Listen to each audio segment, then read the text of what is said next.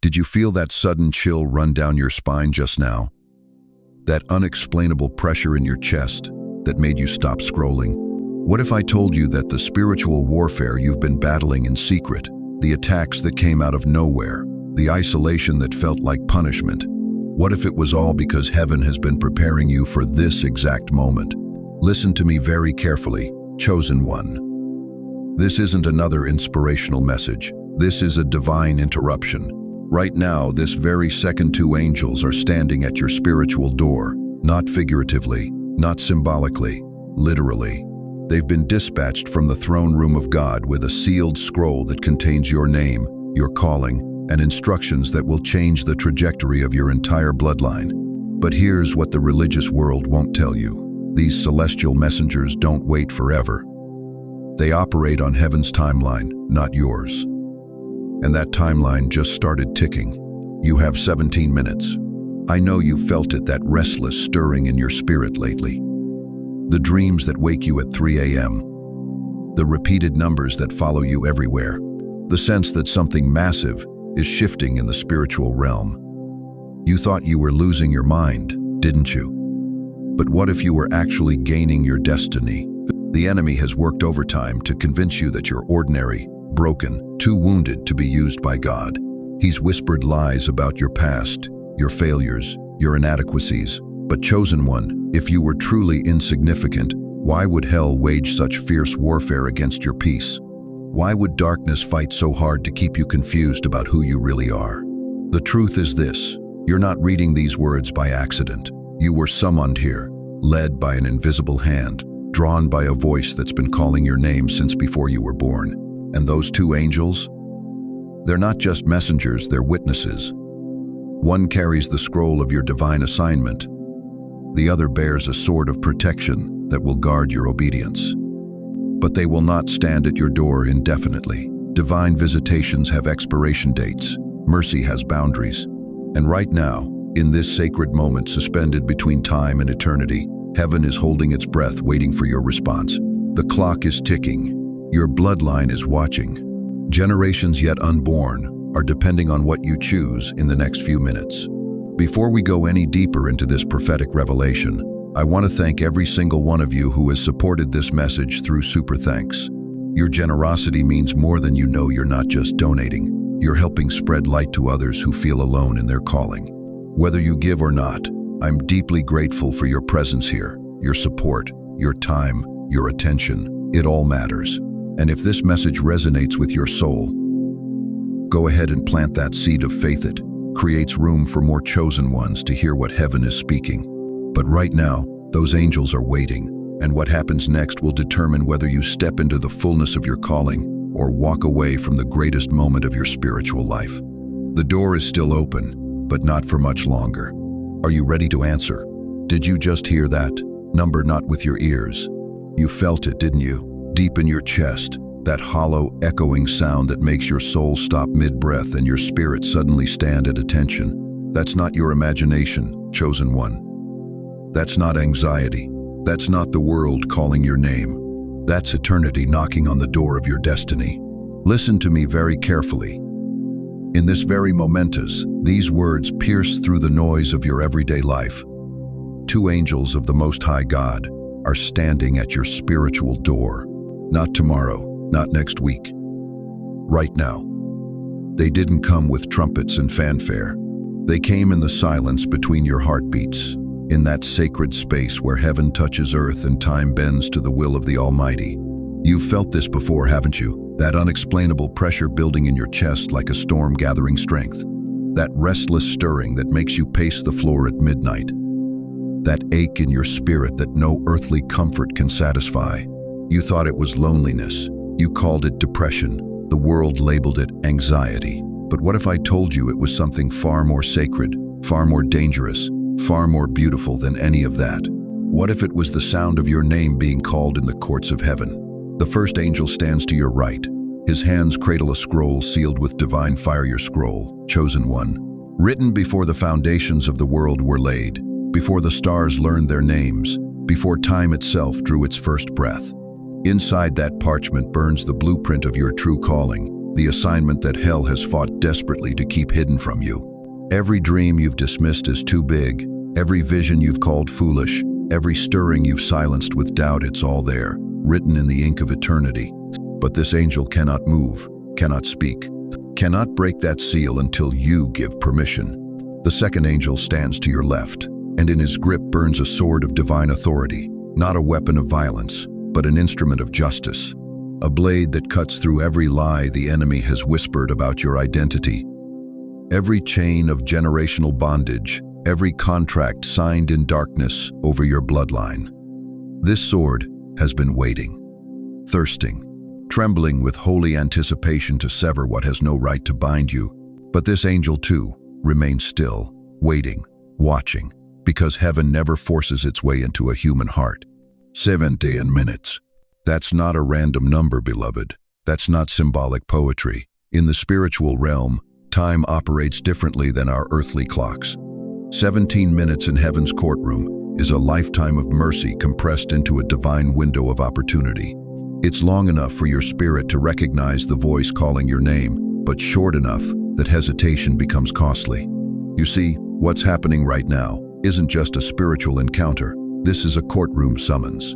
The Almighty Judge of all creation has called a special session, and you are the case being heard. Not for judgment that was settled at Calvary. This is a session of divine justice, where every weapon formed against you is about to be declared null and void, where every promise delayed is about to be expedited, where every chain of limitation is about to be shattered by the gavel of God's unchanging word. The Bible declares in Isaiah 55:11, "So shall my word be that goes out from my mouth. It will not return to me empty, but will accomplish what I desire and achieve the purpose for which I sent it." God's word over your life has been traveling through time, cutting through obstacles, rearranging circumstances, positioning people and place us all to arrive at this exact moment when your spirit is finally ready to receive what your flesh has long rejected. But here's what makes this moment so achingly beautiful and terrifyingly urgent. These angels didn't come because you prayed harder than usual this week. They didn't come because you finally got your life together or because you proved yourself worthy. They came because time is running short, and heaven refuses to let you miss your moment again. You've heard this knock before. Oh yes, you have. Maybe it was 20 years ago when you first felt called to something greater, but fear convinced you to play it safe. Maybe it was 10 years ago when that door of opportunity swung wide open, but people's opinions spoke louder than God's whisper. Maybe it was last year when everything in your spirit screamed, "Move," but comfort felt safer than courage. That pressure in your chest when those moments came, that wasn't fear, chosen one. That was recognition. Your spirit knew, your soul remembered. Because you were never created to blend into the background of ordinary existence.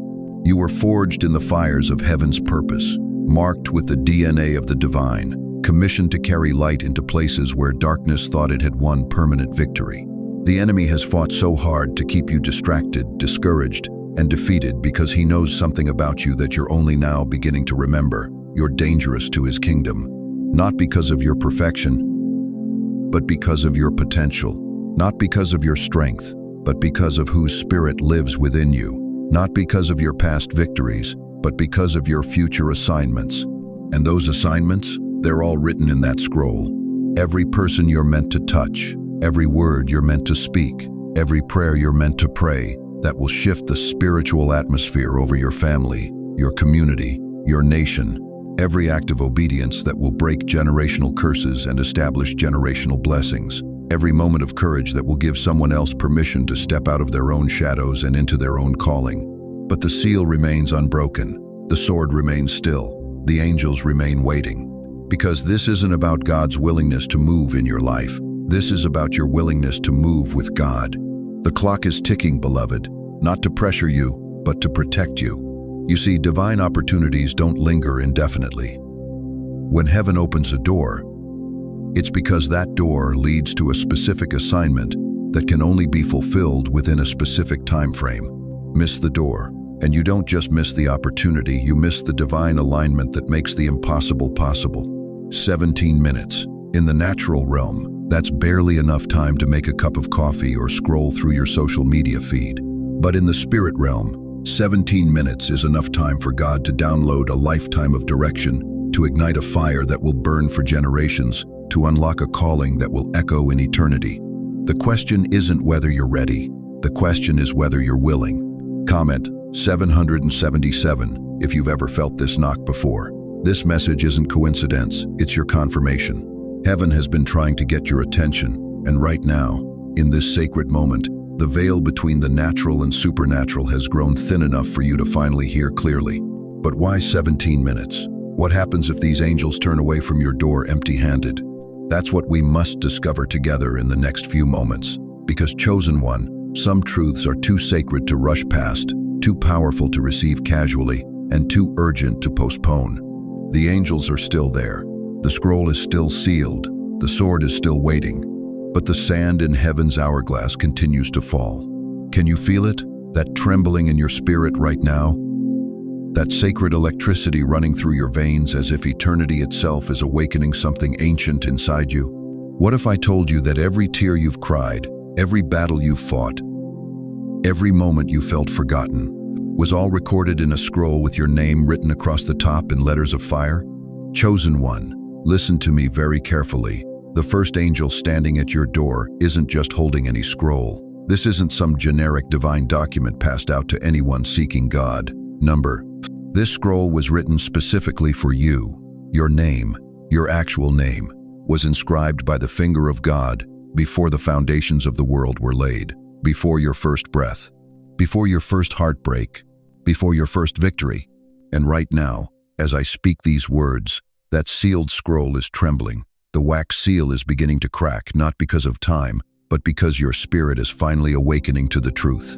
You are not an accident. You are not a mistake. You are not too broken, too late, or too ordinary. You are written. Do you understand what this means?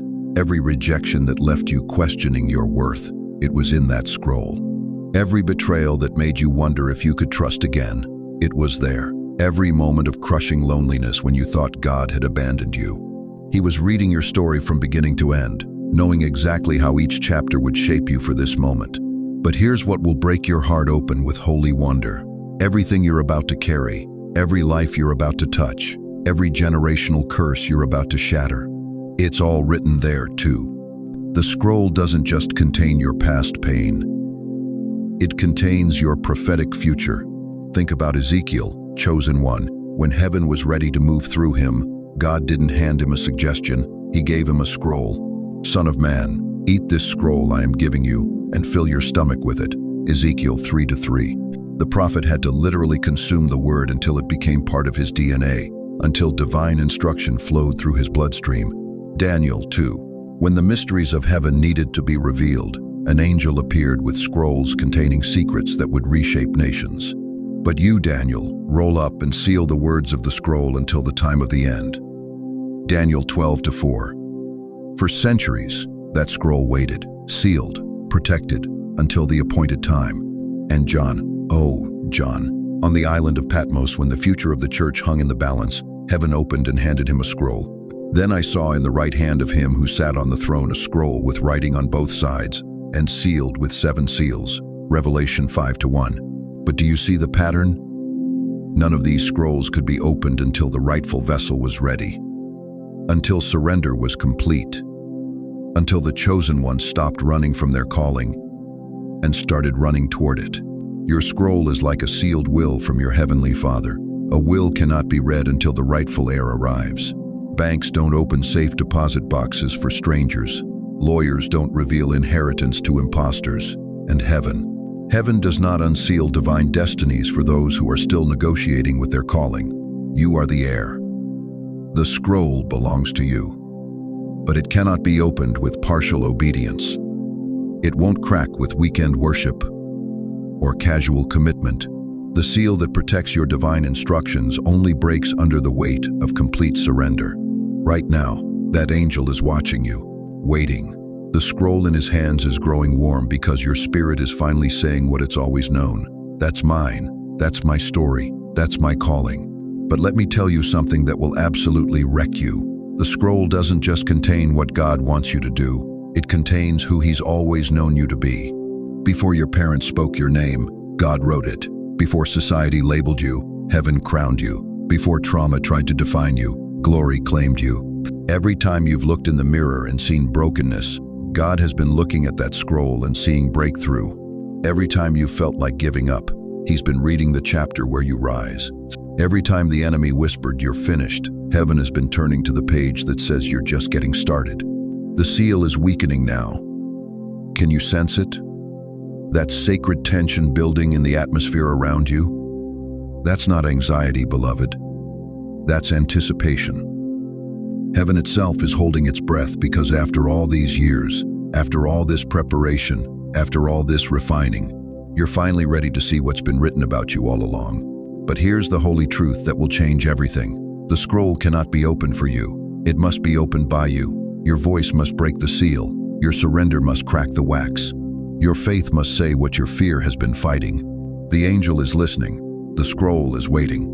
And eternity is watching to see if you'll finally claim what's always belonged to you. Everything you've survived was in that scroll. And so is everything you're about to carry.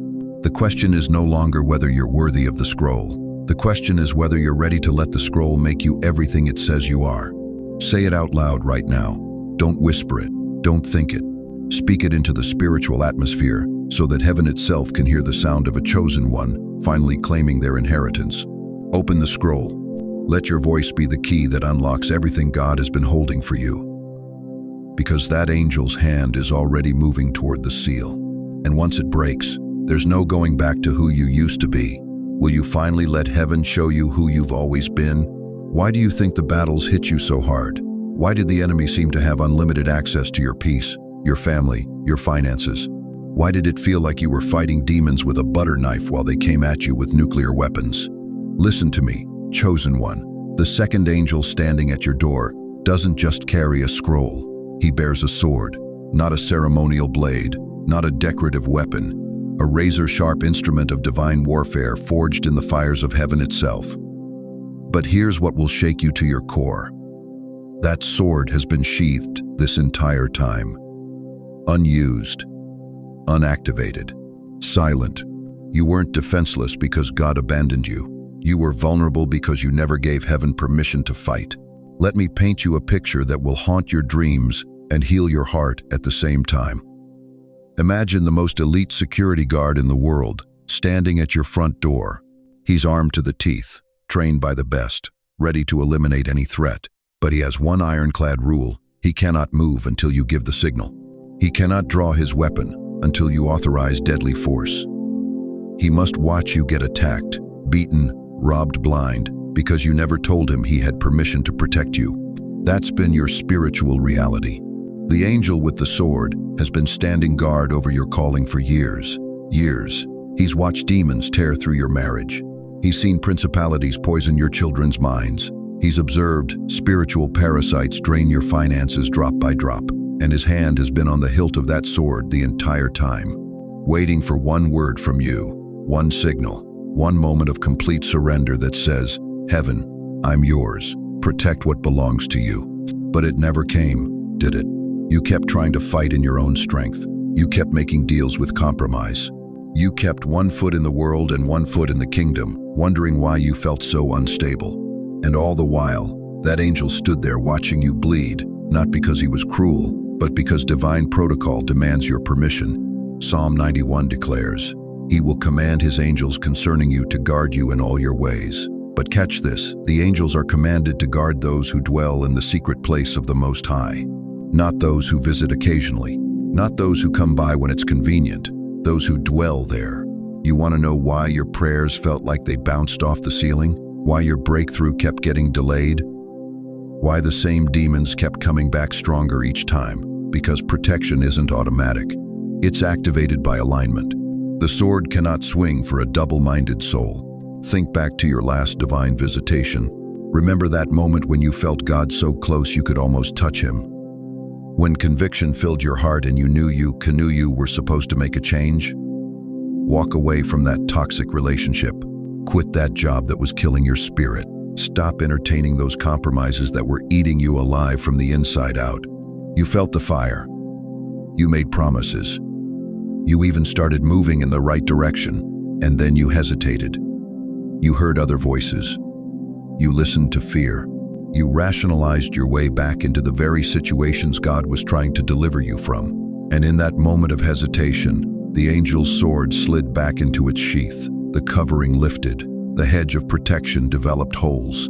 Not because God was punishing you, but because you'd withdrawn your consent for heaven to operate in your life at full capacity. Every demon that's tormented you since then, every attack that blindsided you, every spiritual battle that left you wondering where God was, they weren't random. They were the direct result of unactivated protection. You weren't under attack because God left you. You were under attack because you delayed your yes. But here's what will make you weep with relief and rage at the same time. That sword is still there. That angel hasn't been reassigned. Your protection hasn't been permanently revoked. The same God who allowed you to feel the consequences of spiritual negligence is the same God extending one more opportunity for complete alignment. The sword is waiting. The angel's hand is on the hilt. The blade is sharp and ready, but it will not move until you stop playing games with your calling. It will not swing until you stop treating God like a consultant instead of your commander-in-chief.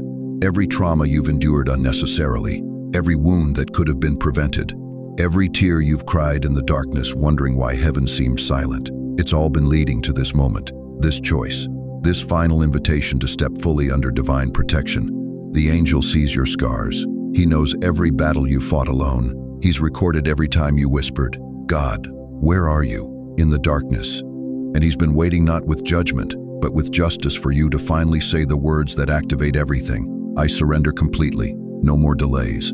No more negotiations. I'm yours. When those words leave your lips, when your heart finally means them without reservation, something shifts in the atmosphere around you. The sword doesn't just get unsheathed, it begins to sing.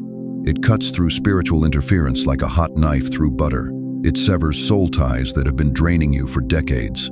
It breaks generational curses that have been passing down like toxic heirlooms through your family line. But you have to choose it. You have to activate it. The angel cannot override your free will, even to save you from yourself.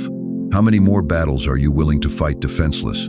How many more nights are you going to lie awake wondering why the same demons keep getting access to your peace? How many more years are you going to let the enemy pick you apart piece by piece because you were too proud, too scared, or too stubborn to fully surrender to the one who's been trying to protect you all along? The sword is waiting. The angel is watching. The choice is yours. But choose quickly. Even divine patience has limits. Even mercy has boundaries. And that 17-minute window, it's ticking down faster than you think. If you've been through battles you now realize were avoidable, if you've endured attacks that never should have reached you, if you're finally ready to stop fighting naked and step under the covering that's been waiting for your permission, then let heaven hear you. Type, I understand. This time, I will align. Because the next battle is coming whether you're protected or not. The only question is, will you face it with heaven's sword at your defense? Or will you face it alone again? Have you ever wondered why heaven operates on a different clock than earth? Why do divine visitations seem to come with such precision, such urgency, such finality? What if I told you that the number 17 isn't random, it's prophetic mathematics from the throne room of God himself? Listen closely. Chosen one. In heaven's economy, time isn't measured in minutes and hours like we understand them. Time is measured in windows. Windows of opportunity. Windows of mercy. Windows that open with divine precision and close with eternal consequence. Right now, as these words pierce through your spirit, you're standing inside one of those windows. And heaven is counting. Not because God is impatient, but because divine moments carry weight that human minds can barely comprehend. You see, the number 17 isn't just a countdown, it's a compression of eternity itself. In Hebrew numerology, 17 represents victory and the overcoming of the enemy. It's the day Noah's Ark came to rest. It's when Jesus conquered death and rose triumphant. And right now, it's the span of time heaven has allocated for your response to this angelic visitation. But here's what will shake you to your core. This isn't the first time these angels have knocked on spiritual doors. They've stood at thresholds before. They've carried sealed scrolls to other chosen ones throughout history, and heartbreakingly, many walked away. Moses had his burning bush moment, but it required his immediate attention, his willingness to turn aside and see this great sight. Elijah heard the still small voice, but only after he stopped running and stood still in the cave. Mary received her angelic visitation, but she had to say yes in that sacred moment, not tomorrow, not next week, but then and there. Each of them stood in their own 17-minute window, a divine compression where eternity pressed into time, where the supernatural invaded the natural, where heaven held its breath, waiting for a human heart to respond. And some missed it entirely. Picture this with me. You're standing at a train station, but this isn't an ordinary train. This is the express line to your destiny. It only stops once at your platform. The conductor and angel of the Lord is calling, "All aboard." But the doors won't stay open indefinitely. You can see other passengers already seated: prophets, kings, ordinary people who said yes when heaven called. Their faces glow with the satisfaction of divine alignment. Their eyes carry the peace of fulfilled purpose. But there are also empty seats. Seats that were reserved for souls who hesitated too long, who thought they had more time, who believed the train would circle back. Dear one, can you feel the trembling in your spirit right now?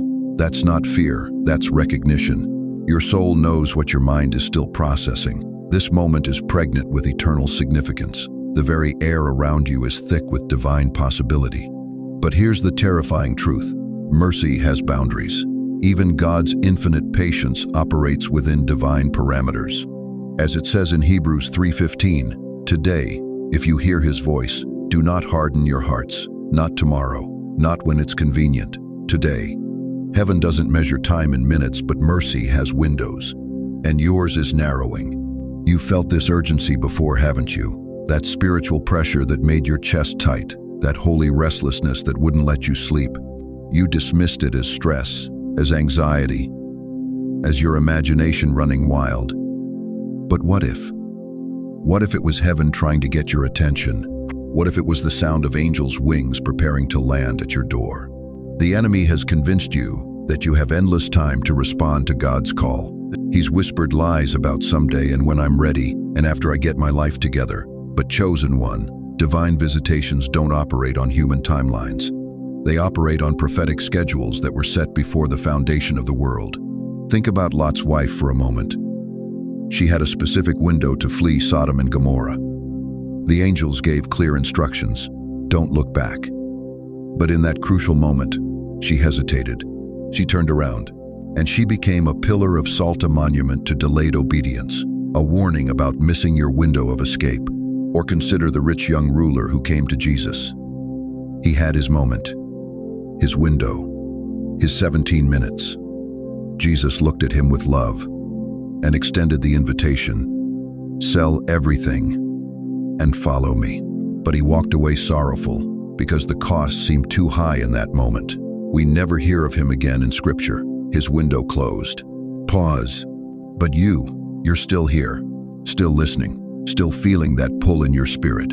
That alone is evidence that your window is still open. The angels haven't left yet. The scroll is still sealed, waiting for your agreement.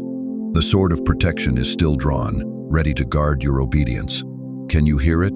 That sound in the spirit realm? It's the sound of heaven holding its breath, angels pausing mid-flight, the very throne room of God leaning forward, waiting to see what you'll choose in this compressed moment of eternity. Your bloodline is watching too. Generations of ancestors who prayed for breakthrough, who cried out for deliverance, who planted seeds they never lived to see harvest. They're in the cloud of witnesses, and they can know that you're the answer to their tears. You're the one chosen to break the chains they couldn't break. You're the one anointed to step into promises they could only dream about. But you must choose, now, not in theory, not in your mind, but with your whole heart, your whole life, your whole future laid down in surrender. The clock isn't just ticking, it's thundering. Each second that passes is a second closer to divine opportunity, shifting into divine consequence. Each heartbeat that hesitates is a moment when the window narrows just a little more. I can feel some of you trembling right now. Your spirit is shaking not from fear, but from the weight of this moment. You know somewhere deeper than logic, deeper than doubt, you know this is real. This is your time. This is your window. This is your 17 minutes compressed into this eternal now. If something in you is trembling, don't wait. Don't analyze. Don't debate with doubt. Say it now, out loud, with everything in you. I'm ready. Because heaven is listening, the angels are watching, and your window is still open, but not for much longer. Do you remember the last time you almost said yes to God? The moment when His voice was crystal clear, when your spirit was on fire, when you felt the divine pull so strong you could barely breathe? What happened next? What made you hesitate? What made you pull back from the edge of obedience and tell yourself, maybe tomorrow? Listen to me, chosen one. That delay, that single moment of hesitation, it didn't just affect you. It triggered a war in the heavenlies that you never saw coming. Every second you waited, every day you postponed, every time you said, I'm not ready yet, the enemy gained ground, not just in your life, but in territories you were meant to govern, in bloodlines you were meant to protect, in chains you were meant to break. Your delay wasn't just personal hesitation, it was a cosmic pause that echoed through generations. You felt it, didn't you? The heaviness that settled over your family after you walked away from that divine moment. The relationships that started crumbling for no reason. The depression that crept in like fog. The confusion that clouded decisions you used to make with clarity. The joy that just vanished overnight. You thought it was coincidence. You thought it was just life being life. But chosen one, there are no coincidences in the kingdom. When a general goes to sleep in the middle of a war, the battle doesn't pause. The enemy advances. Territory is lost, and innocent people pay the price. That's what happened when you delayed. You were never just a believer sitting in a pew. You were a commissioned officer in God's army, a strategic weapon against darkness, a key holder to territories the enemy had occupied for decades. And when you hesitated, when you stepped back from your post, hell moved forward. The children in your family, the ones struggling with addiction, with depression, with cycles they can't break, they're fighting battles you were meant to win for them. The generational curses that keep recycling through your bloodline.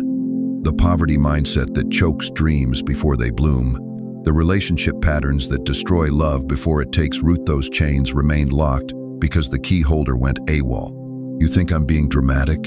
You think I'm laying it on too thick? Then explain to me why the warfare in your life intensified after you said no to God.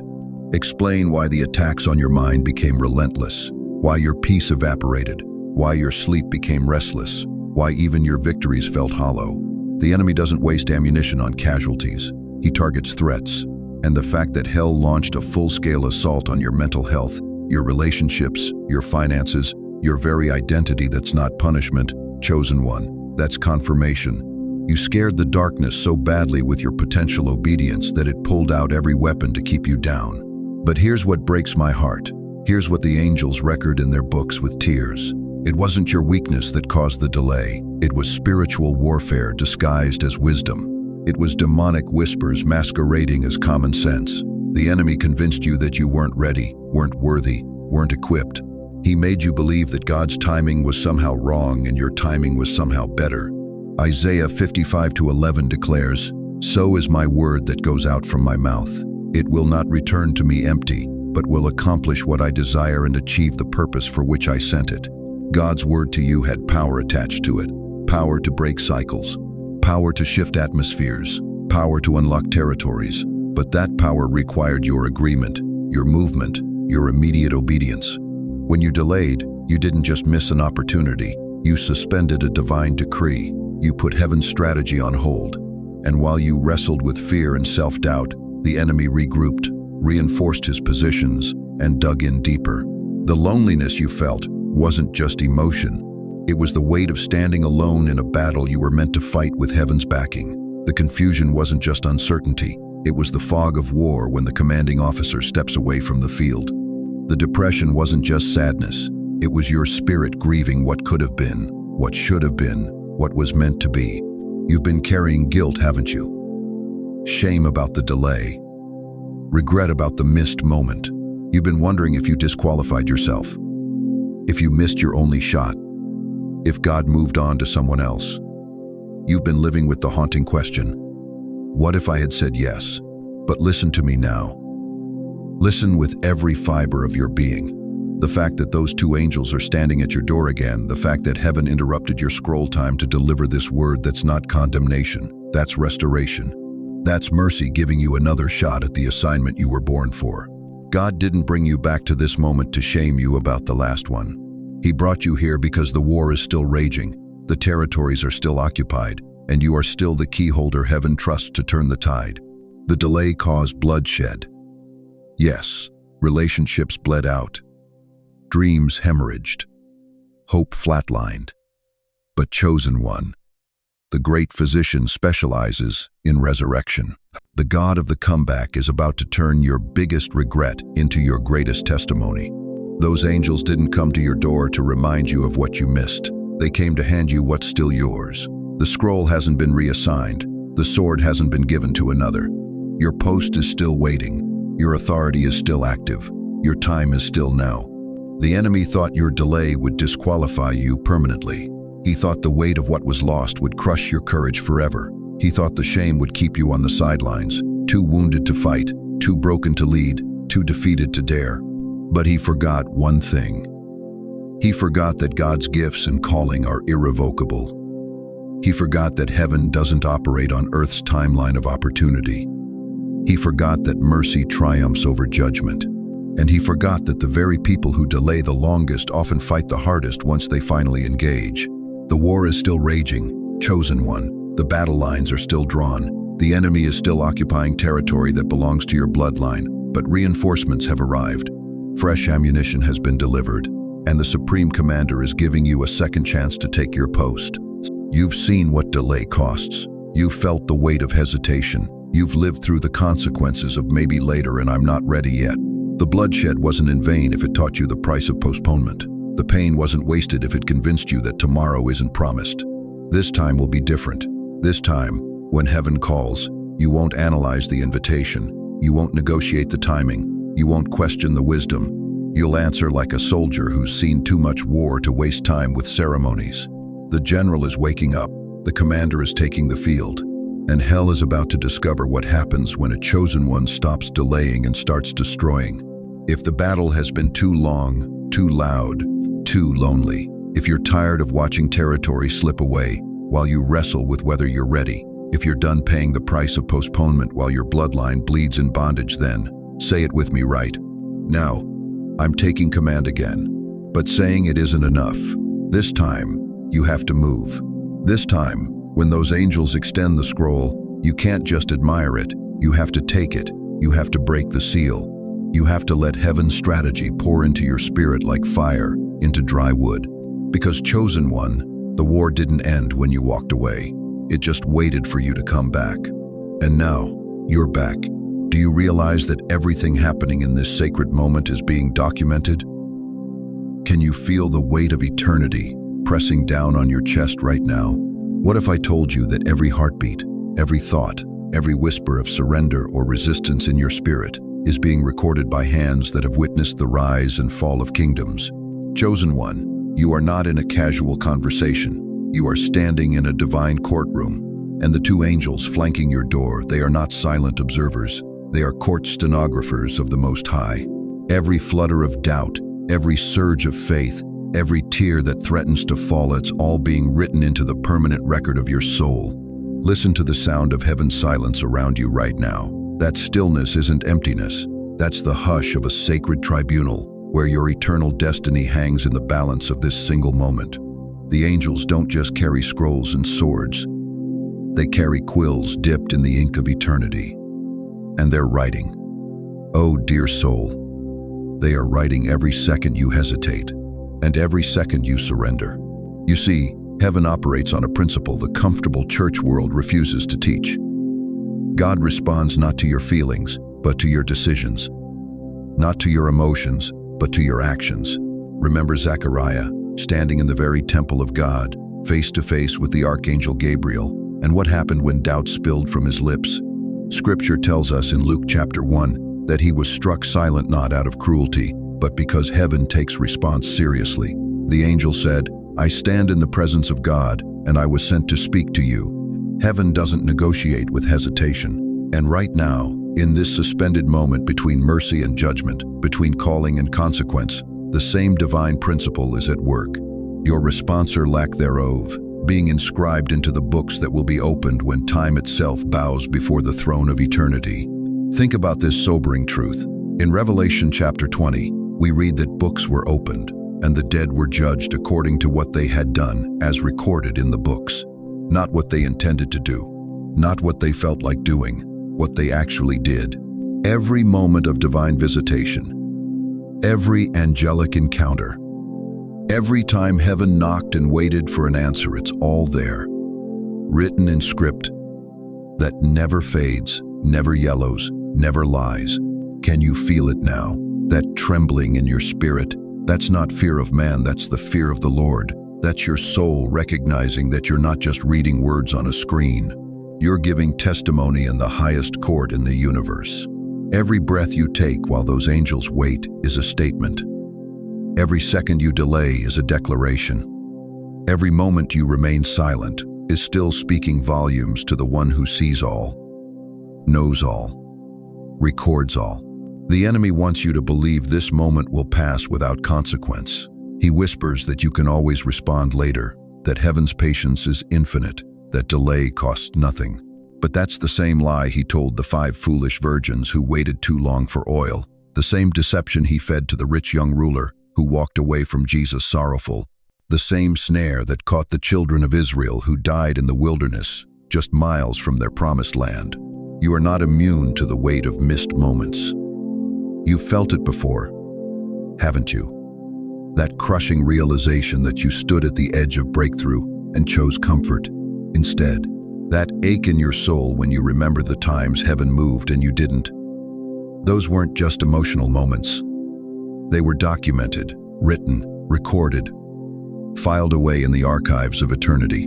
But here's the mercy wrapped in this sobering truth. If the angels are still standing, if the court is still in session, if your heart is still beating and your eyes are still reading these words, then your case is still open. The books are not yet closed. The quill is still moving across the parchment of your destiny. Right now, in this very instant, you can change what's being written. You can shift from the language of delay to the vocabulary of obedience. You can transform hesitation into surrender, resistance into response, silence into the sacred yes that makes angels rejoice and causes heaven's stenographers to record not judgment, but victory.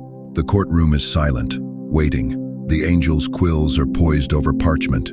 Your name is written at the top of the page, and underneath it, the chronicle of this moment is being inscribed letter by eternal letter. What will the record show? Will it document another missed divine appointment, another scroll returned unopened, another angel sent back to heaven with the sorrowful report that the chosen one chose comfort over calling? Or will it record the moment when everything changed? When a weary soul finally said yes to the God who never stopped believing in them. When broken became beautiful. When scared became sacred. When the last became first in the kingdom of heaven. The angels are not just watching, dear one. They are writing. And what they write today will echo through eternity. So I ask you now, in the presence of these divine witnesses, in the shadow of their recording quills, in the weight of this holy moment, what do you want your record to say? The angels await your answer. The court is in session, the books are open, and time is almost gone. Comment. This is my record, if you know heaven is watching, and you want your yes documented for all eternity. You thought the fire disqualified you, didn't you? You believed the scars meant rejection. You've looked at your reflection and whispered, how could God use someone this broken? Listen to me, chosen one. What if everything you thought about your pain was wrong? What if the very ashes you're sitting in are the throne room where your crown is waiting? I need you to understand something that will shatter every lie the enemy has whispered about your past. The fire you walked through wasn't punishment, it was preparation. The crushing wasn't condemnation, it was coronation. Every tear you cried in secret wasn't wasted water, it was holy oil, anointing your head for the crown that's been suspended in the spirit realm, waiting for this very moment. You see, the religious world taught you that crowns are for the perfect, the polished, the pristine. But heaven operates by different rules. Crowns are not placed on clean heads. They are fitted to skulls that have been shaped by sorrow, molded by affliction, and refined by fire that would have destroyed anyone else. Do you remember Job? Here was a man who lost everything: his children, his wealth, his health, his reputation. His own wife told him to curse God and die. His friends accused him of hidden sin. He sat in ashes, scraping his boils with broken pottery, looking like the picture of divine abandonment. But listen to what happened next. The same God who allowed the testing came down in the whirlwind and said, "Who is this that speaks without knowledge?" Job wasn't being punished. He was being processed. And when the process was complete, Job declared in chapter 42, verse 5, "My ears had heard of you, but now my eyes have seen you." The ashes became his altar. The pain became his platform. The testing became his testimony. And God restored to him double what he had lost. But here's what most people miss about Job's story. The crown wasn't in the restoration. The crown was in the revelation. The moment Job stopped defending himself and started declaring God's sovereignty, something shifted in the heavens. He went from victim to victor, not when his circumstances changed, but when his perspective transformed. You are Job in this generation. You've been tried like gold in the furnace. You've been pressed like grapes in the winepress. You've been crushed like wheat to make bread that will feed multitudes. Every attack against your character, every assault on your peace, every attempt to make you quit it wasn't because you were cursed. It was because you were chosen. The enemy saw your crown before you did. That's why he fought so hard to convince you that you were disqualified. That's why he brought people into your life who questioned your calling, criticized your character, and made you doubt your own destiny. He knew that if you ever realized who you really are, his kingdom would suffer massive casualties. But look at you now, still breathing, still believing, still standing in the ashes with fire in your bones. You didn't just survive, you thrived in the furnace. You didn't just endure, you emerged with something that can't be bought, borrowed, or faked. You carry the oil of suffering, the fragrance of faithfulness, the weight of someone who has been tested and found worthy. That crown floating above your head right now. Yes, I said floating. It's not made of gold and jewels. It's woven from every prayer you prayed when no one was listening. It's crafted from every tear you shed when no one was watching. It's forged from every time you chose to worship instead of worry, to praise instead of panic, to trust instead of quit. And here's the mystery that will make your spirit tremble. The crown has been waiting for your agreement. It cannot descend until you accept what the fire has prepared you for. It cannot rest on your head until you stop running from what your pain has purchased. Isaiah 61:3 promises that God will give you a crown of beauty instead of ashes. But notice the crown doesn't replace the ashes. The crown is formed from the ashes. Your pain becomes your platform. Your test becomes your testimony. Your mess becomes your message. The reason you felt so out of place in normal circles is because normal crowns don't fit abnormal heads. The reason you've struggled to find your tribe is because eagles don't flock, they soar. The reason you've felt the weight of loneliness is because crowns are heavy, and not everyone can handle the responsibility of royalty. But you can. You've been shaped for this. The very experiences that made you question your worth have actually proven your value. The fire that you thought disqualified you was actually shaping your head to wear a crown that will influence generations. Right now, in this sacred moment, heaven is waiting for your declaration. Not your doubt, not your defense, not your detailed explanation of why you're not ready. Your declaration. The two angels at your door can see your crown. They've been guarding it throughout your entire process. They've watched you weep in the wilderness and worship in the fire. They've recorded every moment of your faithfulness when no one else was watching, and now they're waiting for you to receive what your suffering has earned. You are not a victim of your circumstances. You are a victor in your circumstances. You are not defined by what happened to you. You are refined by what happened through you. The crown is not coming to make you royal. The crown is coming to reveal that you already are. So I'm asking you right now, In the presence of these angelic witnesses, in the sight of heaven itself, are you ready to stop wearing your wounds like a scarlet letter and start wearing your scars like a royal seal?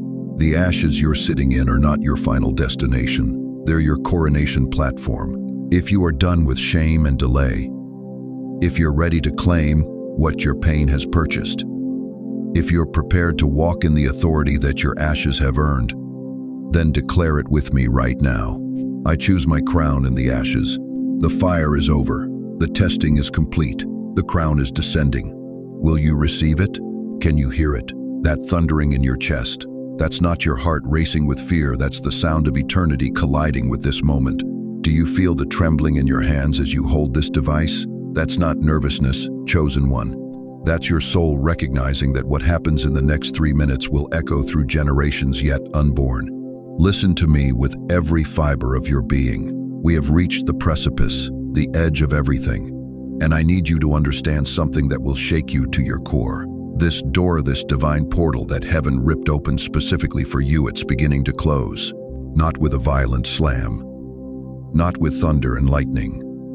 Doors from heaven close with the whisper of silk against marble. They seal with the gentle finality of a flower folding its petals at dusk. And once they close, chosen one, they do not reopen in your lifetime.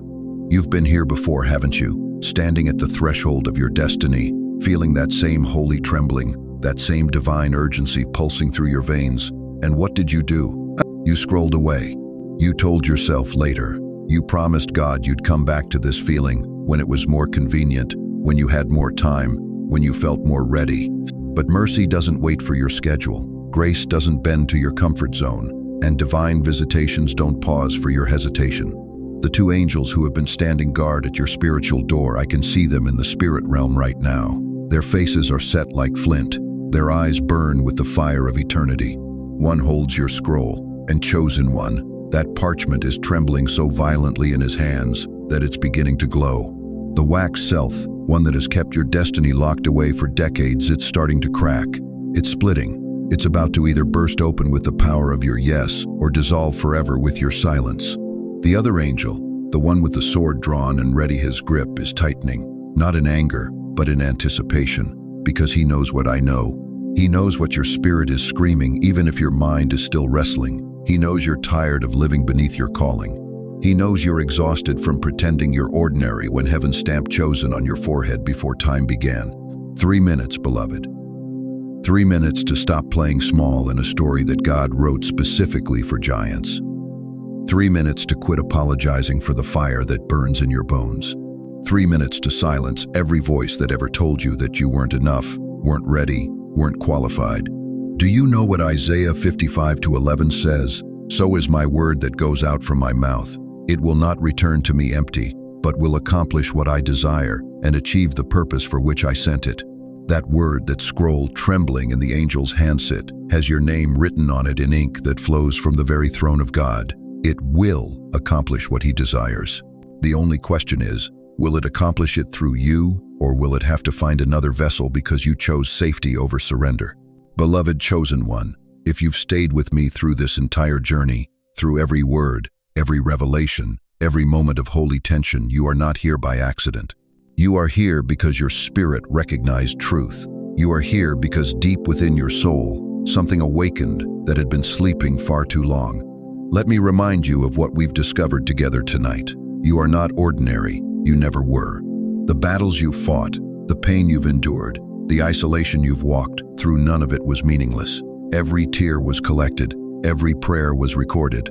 Every moment of feeling forgotten was actually preparation for this divine appointment. Those two angels, they didn't come to your door to condemn you or to pressure you into something you're not ready for. They came because heaven sees what hell has tried to hide from you. You are chosen, you are called, and you are deeply, unconditionally loved by the God who formed you in your mother's womb. And here's what I need you to know.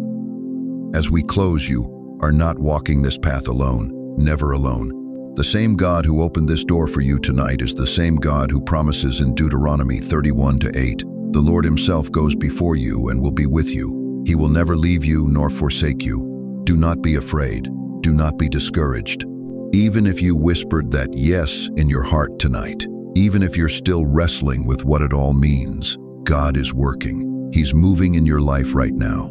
He's arranging divine appointments, opening doors you haven't even seen yet, and preparing blessings that will astound you. And you have a community here, a family of believers who understand what it means to feel called, to feel chosen, to feel that holy pressure in your chest when God speaks.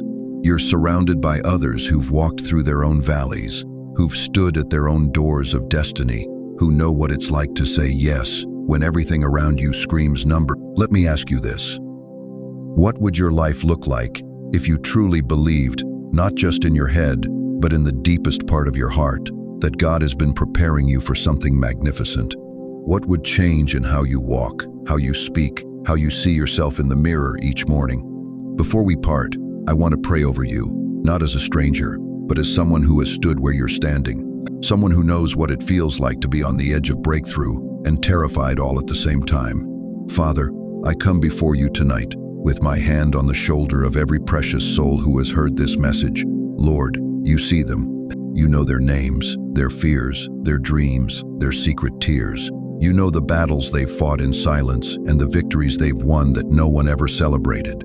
God, I pray that you would wrap your arms around them right now.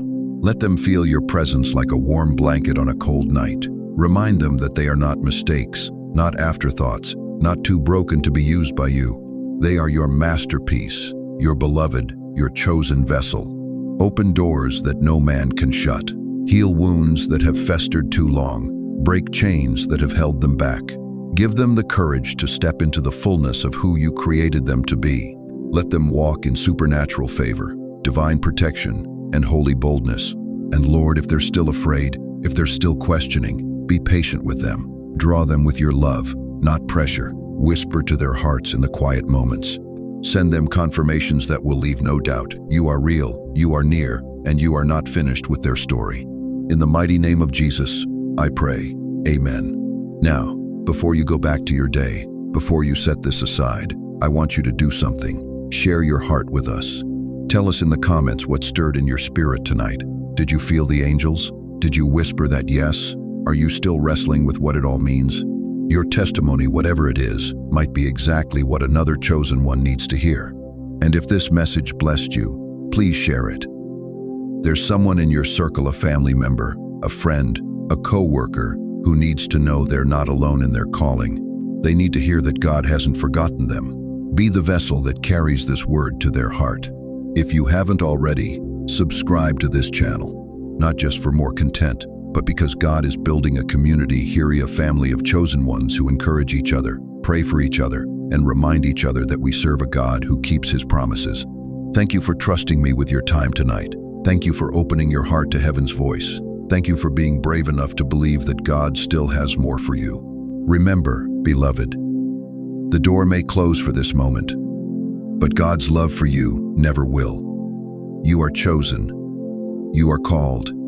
You are never, ever alone. Until we meet again in his presence, keep walking in the light of who you truly are. God bless you, chosen one. Your story is far from over.